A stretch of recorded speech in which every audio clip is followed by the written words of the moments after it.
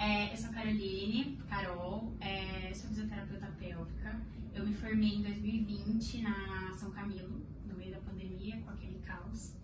E logo que eu me formei em 2020, em 2021, minha professora orientadora do TCC me convidou para começar um mestrado em fisiopélvica. E aí, desde então, eu estou fazendo isso na Unifesp. Paralelo a isso, quando eu me formei, eu precisava trabalhar, enfim, né, aquela confusão quando a gente se forma. Eu acabei passando numa residência de saúde do idoso, que era uma opção muito forte para mim. Eu fiz uma residência de 2 anos no HC de saúde do idoso em cuidados paliativos. E aí acabei a residência e coloquei mais força no mestrado. Então eu tô para finalizar o mestrado esse ano em saúde pélvica. Carol, uma pergunta que surgiu. O que te fez vir para pélvica e não para saúde do idoso? Assim, eu gostei muito de saúde do idoso. O estágio, minha professora do estágio era incrível. Foi o primeiro estágio que eu fiz e aí a pandemia fechou tudo, então todo o resto foi meio online. Então eu gostei do estágio porque foi minha vivência única. Mas desde a primeira aula de saúde da mulher eu já queria essa área. Tipo, acabou a aula, eu olhei pra minha melhor amiga da faculdade e falei: eu não sei que área você vai, eu não sei que TCC você vai fazer, mas eu vou fazer com essa professora. E aí eu já sabia que eu queria, mas eu precisava trabalhar quando eu me formei, o mestrado não era remunerado na época, então eu acabei optando por fazer residência pela remuneração. Certo. Como que você se interessou pela área da saúde, ir à área da mulher e decidiu seguir a fisioterapia como profissão? Eu quebrei o dedo quando eu estava no segundo colegial na escola. E eu fiz fisioterapia ortopédica na época. E eu amava, eu fiz na Santa Casa, eu amava, eu ficava, meu Deus, isso é muito legal, essa área é muito legal. Elas com uns brinquedinhos com a gente, que eu era super jovem, enfim. E aí eu falei, acho que eu quero fazer isso na minha vida, mãe. Minha mãe, que sempre foi super parceira e nunca determinou o que eu faria, falou, tá bom, se você quer fazer, vambora. Então eu já eu terminei a metade do ensino médio pro final, já sabendo que eu queria fisioterapia. Antes disso, eu não lembro de pensar no que eu queria pro meu futuro, assim, em questão de graduação. Então, eu já sabia que queria fisioterapia, fiz a prova do vestibular, passei, entrei e continuei. Como que você vê a importância na promoção da saúde feminina ao longo da vida? Bom, eu tava até pensando antes de chegar, né, os principais desafios, eu acho que da saúde da mulher é esse tabu que ainda tem, né? Então, muitas mulheres têm disfunções, sabem que tem, não falam com ninguém perto, família, amigos, ninguém, e também não procuram ajuda. Ou comentam com o médico, e é um médico também que, enfim, não tá muito atualizado nessa parte. Não é nada, é normal, é da idade, enfim, é da gestação, tudo isso é comum. E esse tabu, ele é difícil a gente quebrá-lo, né? Então, eu acho que a promoção da saúde, falando de saúde da mulher, é importante justamente para isso, para as mulheres elas entenderem que isso é comum, as queixas são comuns e tem tratamento para isso. Um exemplo, no mestrado a gente atende algumas pacientes em grupo para rodar a fila mais rápido, né, porque é do SUS. E com isso, a gente junta mulheres que têm bexiga hiperativa, 8 mulheres, 9 mulheres, e aí a gente, no primeiro dia, elas ficam meio tímidas, se olhando, e a gente pergunta, fala um pouquinho dos sintomas de vocês. E aí quando elas começam a falar, todas as outras na roda começam a fazer tipo, nossa, é verdade, eu também tenho, né? Sim. E aí elas se olham e aquilo elas viram amigas mesmo. E é isso, tipo, quantos anos essas mulheres passaram com sintomas sem ter conversado com ninguém? E aí chega num lugar que várias pessoas têm, assim como na vida, várias pessoas têm também. Mas essa falta da promoção de saúde impede, às vezes, elas de saberem. Principalmente mulheres mais velhas, né? Exato, sim. Falando nisso, qual que é os sintomas das condições mais comuns que você tem, que você trata? Incontinência urinária, dispareunia e vaginismo, né, dor na relação. E eu atendo muito preparo para o parto, muito preparo, eu atendo muita gestante. Eu acho que esses 3 são os que mais chegam para mim. Certo. A fisioterapia ela pode ajudar em casos de disfunções do assoalho pélvico. Qual seria mais ou menos o tratamento na fisioterapia? Então, é que a gente precisa inicialmente, obviamente, uma avaliação para entender se essas disfunções elas são causadas por fraqueza muscular ou por hiperatividade muscular, tensão muscular. Então a gente precisa avaliar para entender e assim tratar. Mas, enfim, recursos, a gente tem fortalecimento do assoalho pélvico, biofeedback para a mulher entender, né, se ela está contraindo, como ela está fazendo essa contração, dilatadores vaginais, vibradores vaginais, tudo isso ajuda no tratamento, mas é difícil falar exatamente o que. Existem muitas, tipo, mulheres na nossa faixa etária entre 20 anos e tal, mais nova, te procurando pra trazer reabilitação? Existe, não tanto quanto mulheres mais velhas, né, pensando em gestantes 30 a mais e idosas com incontinência urinária, existe, mas mais com uma queixa de dor na relação sexual, que às vezes elas têm desde a primeira relação, vão tendo até realmente procurarem. E praticantes de crossfit. Então é bem comum por conta do impacto, uma fraqueza muscular que às vezes a gente não tivesse aquele impacto, a gente viveria normalmente, mas né, quando envolve o impacto, em alto impacto, aí acaba tendo escape de urina e elas procuram, porque não querem parar, obviamente, a atividade que elas gostam. Certo. Carol, teve alguma situação que te deixou reflexiva? Algum atendimento que você fez que te mexeu emocionalmente? Ou te deixou muito pensativa? Ruim ou bom falando? No modo geral.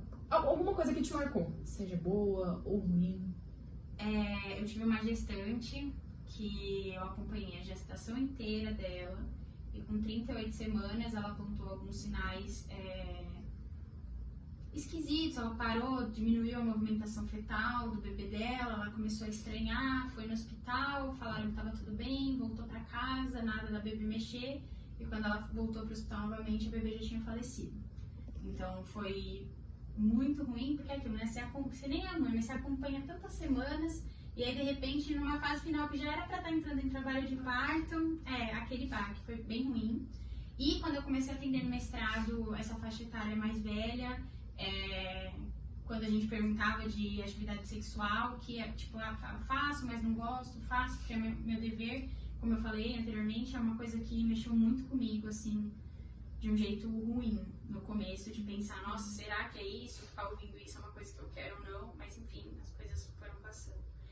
E que me marcou de um lado bom, eu acho que acompanhar a gestação é uma coisa que me faz muito bem, assim.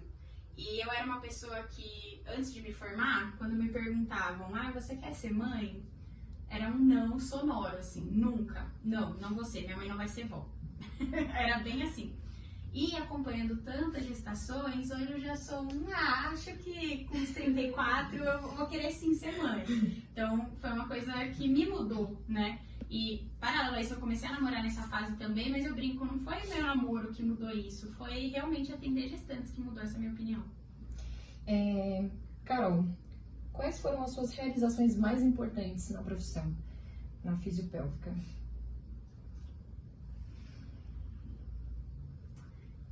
Eu acho que quando eu entendi que eu não estava mais fazendo as coisas no automático. Quando eu me formei, comecei a atender no mestrado, como eu não fiz uma pós, eu atendia muito no automático, assim, é isso que eu tenho que ver, é isso que eu vou fazer, é isso que eu tenho que ver, é isso que eu tenho que fazer. E nenhuma disfunção de nenhuma área é assim, né? E aí, quando eu mudei um pouco essa chavinha de entender cada paciente como um paciente, de tratar aquela disfunção que, às vezes, ele tem duas, aquela importa mais, eu acho que a outra que importaria, mas é uma opinião minha, ele se importa mais com aquela. E ter essa confiança de atender, saber o que eu tô fazendo, eu acho que foi uma boa realização minha. Quais são os seus pontos fortes e as suas principais limitações profissionais? Acho que ponto forte... Eu gosto muito de ouvir a paciente. Eu acho que mais do que tratar a queixa pélvica dela, essa sala e a casa dela, quando eu estou lá, é muito um lugar, precisa ser muito um lugar de escuta. As pacientes falam coisas pra gente que às vezes elas não têm coragem de falar pra ninguém. Pro parceiro, pra família, pra psicóloga, pra ninguém. Então, eu acho que é um ponto muito forte meu, esse saber ouvir. Eu já era assim na vida, eu acho que trabalhando com essa área, isso floresceu muito mais em mim. Limitações,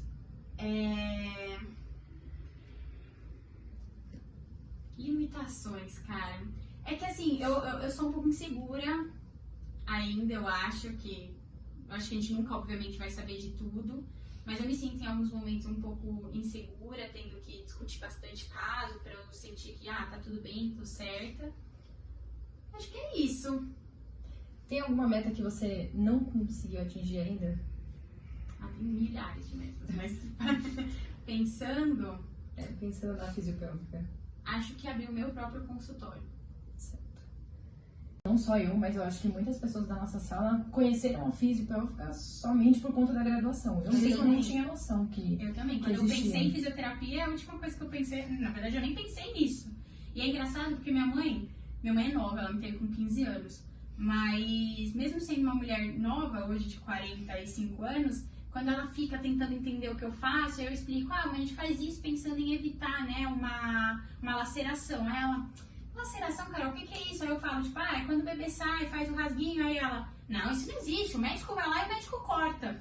Tipo assim, é uma mulher nova, mas que teve 2 filhos há 15, né, há 30 anos atrás, e aquilo na época dela era normal, e pra ela ainda hoje seria normal. E é aquele trabalho de, não, mãe, não é uma coisa que pode acontecer, isso é violência, enfim. Se pra gente que, tipo, é nova, a gente foi descobrir agora, imagine pra gente tentar colocar isso na cabeça das nossas mães. Sim. Que, tipo, E mesmo quando elas topam fazer, elas pensam muito fisioterapia, né? Quando você fala fisioterapia, a pessoa pensa, exercício com a bola, exercício no chão, alongamento. E às vezes eu chego em casa de idosos, que eu atendo muito em domicílio.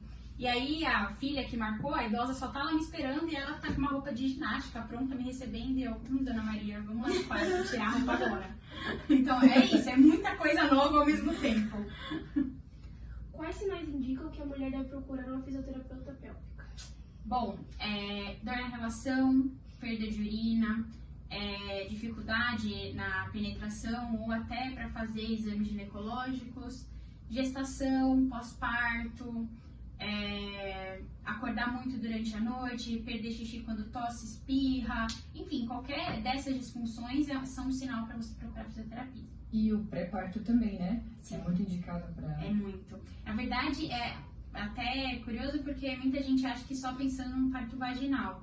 E não, né? A gravidez, ela gera muitas alterações no nosso corpo e essas alterações, elas geram dor, né? Elas geram desconforto e a ideia da fisioterapia na gestação é essa, né? A principal ideia é essa melhora das queixas.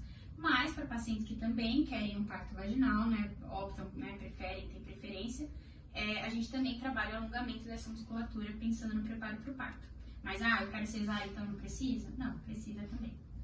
E você disse na questão anterior, a primeira pergunta que eu te fiz, digamos assim, deve procurar antes para poder começar, digamos, a ter aquela rotina de se tratar em relação à parte ginecológica, né? Isso. Não só quando aparecem esses sinais. Sim, exatamente. O ideal era todo mundo passar em alguma fase da vida, vou procurar uma fisioterapia só para entender os exercícios que eu já posso incluir na minha Sim. rotina, não como um tratamento, mas como uma prevenção.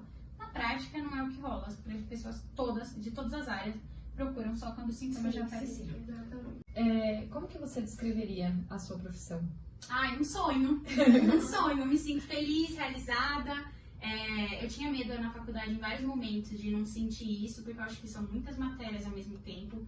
Não tenham medo, gente. É muita coisa. Aproveita os estágios. Vocês têm estágio obrigatório, né? Sim, começa agora no meio do ano. Vivam ele. Eu não gosto daquela área. Você pode gostar, do nada você vai gostar. Algum paciente em algum momento vai tocar teu coração e você vai falar, putz, acho que nem é a área que eu queria, agora eu vou querer. É um sonho, eu vivo um sonho, eu me sinto muito realizada, isso me faz muito, muito bem, assim. É isso. E a minha dica pra vocês é, além de aproveitar bem o estágio, estudem muito, se atualizem sempre. E não tenho medo de errar, de tipo, escolhi tal área, depois vi que não é aquilo. A gente tem muita área na fisioterapia. É uma parte muito boa da nossa profissão. Então, vivam mesmo, se joguem, aproveitem. Vocês são novas, vocês podem se jogar super ainda.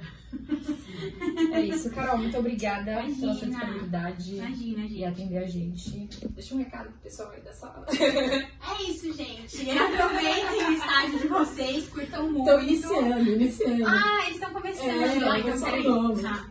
Gente, aproveitem muito a faculdade, tudo, as festas, os bares, as aulas, os professores, aproveitem tudo, porque vão ser os 4, são 4 lá? Os 4 melhores anos da vida de vocês. Depois a vida adulta começa e aí é conta pra pagar atrás de conta pra pagar.